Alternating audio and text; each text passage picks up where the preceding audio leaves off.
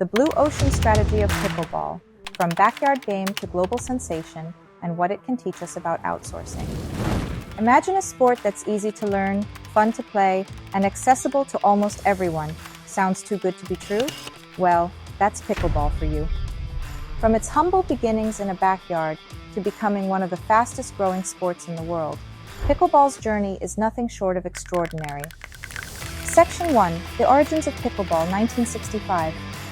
It all started in the summer of 1965 on Bainbridge Island, Washington. Three dads, Joel Pritchard, Bill Bell, and Barney McCallum, were looking for a way to entertain their bored kids.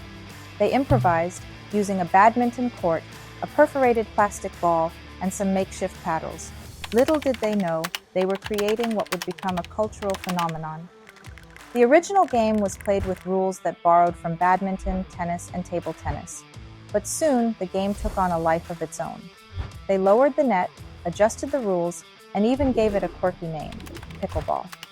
Just like in the business world, sometimes the best solutions come from thinking outside the box, using the resources you have on hand, much like the concept of outsourcing, where you find creative ways to get the job done more efficiently.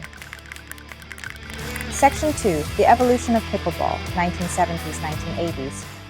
Throughout the 1970s and 1980s, pickleball quietly gained popularity.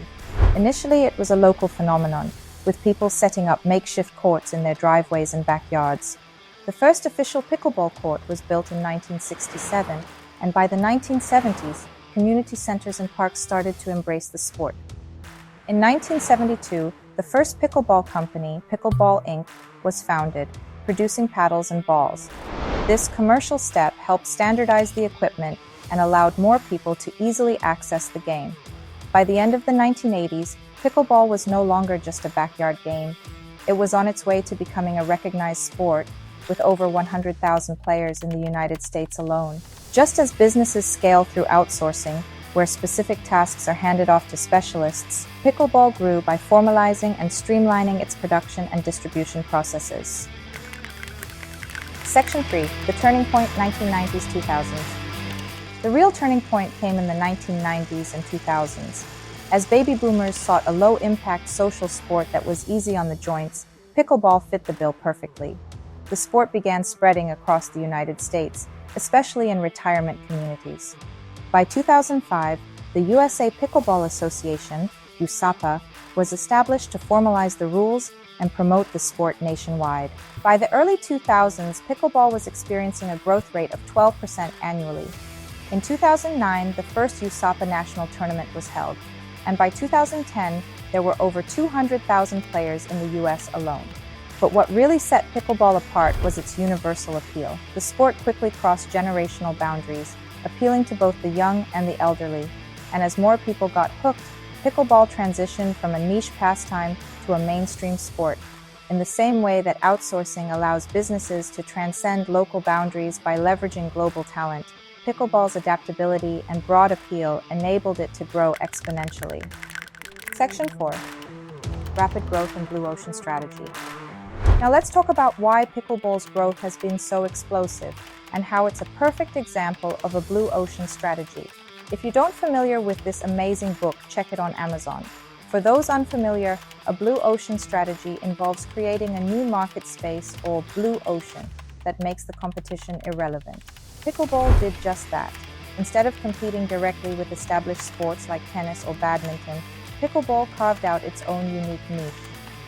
The sport's simplicity, combined with its adaptability to different environments, made it easy to adopt. Pickleball courts can fit within tennis courts. It requires less space, and it's cheaper to set up. The cost to create a pickleball court can be as low as $20,000 compared to a standard tennis court that can cost up to $60,000 or more.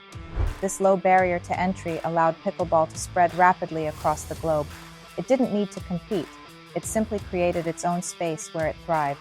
Similarly, businesses that embrace outsourcing can reduce costs significantly by as much as 60% in some cases, while accessing specialized talent and scaling efficiently.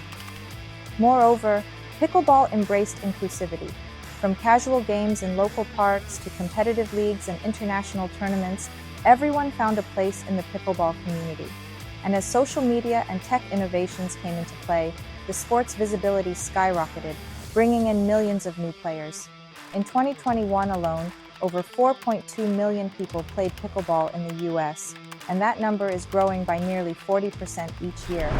This echoes how outsourcing can democratize access to resources and opportunities, enabling businesses of all sizes to compete on a global scale. Today, pickleball isn't just a sport, it's a global movement. From its modest beginnings to becoming a multi-generational international phenomenon, pickleball's story is a testament to the power of simplicity, community, and innovation. Whether you're a seasoned athlete or a complete novice, pickleball offers something for everyone. And if you're a business owner, perhaps pickleball's rise can inspire you to look at how outsourcing could help you carve out your own blue ocean. If you want to brainstorm about your business, blue ocean business ideas, contact me. Follow me on social media. For more business strategies, check out Book on Amazon. Thanks for watching.